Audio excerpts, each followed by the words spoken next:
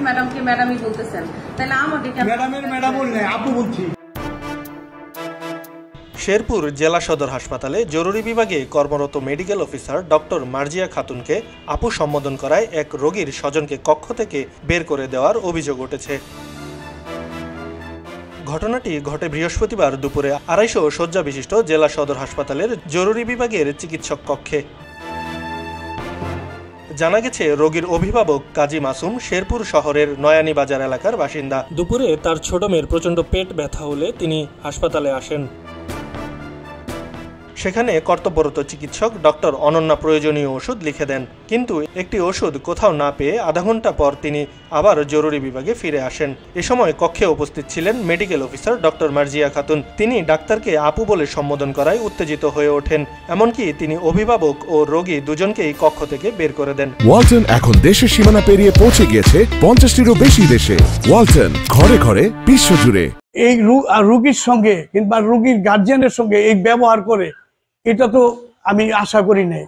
এই মার্জিয়া ডাক্তার, আমি তার নাম জানি, উনি যে দাম্ভিকতা দেখাইছে, এটা কোনো গার্জিয়ান সহ্য করার মতো না। এ ঘটনায় উপস্থিত অন্যান্য রোগী ও তাদের স্বজনরা ক্ষোভ প্রকাশ করেছেন। তাদের অভিযোগ, শুধু ডক্টর মার্জিয়াই নন, অনেক চিকিৎসকই প্রায়শই রোগীদের সঙ্গে অশোভন আচরণ করেন। হসপিটালে একজন ডাক্তারকে আপা বলে সম্বোধন করা হয়েছে, সেই আপা বলে সম্বোধন করার কারণে তাকে চিকিৎসাটা দিয়ে বের করে দেওয়া হয়েছে।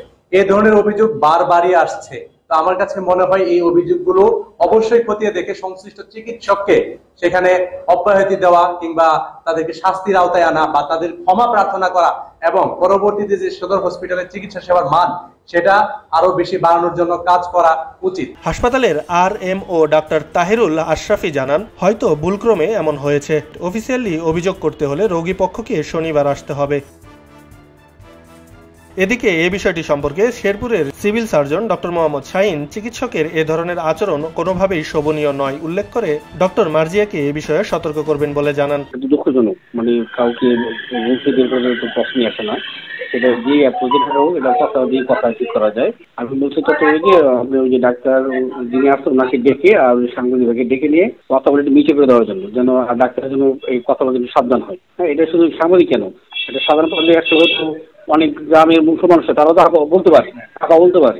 চিকিৎসক ও রোগীর সম্পর্ক বিশ্বাস ও সহমর্মিতার, কিন্তু শেরপুর সদর হাসপাতালের এ ঘটনা আবারও সামনে এনেছে স্বাস্থ্যসেবায় মানবিকতার প্রশ্ন।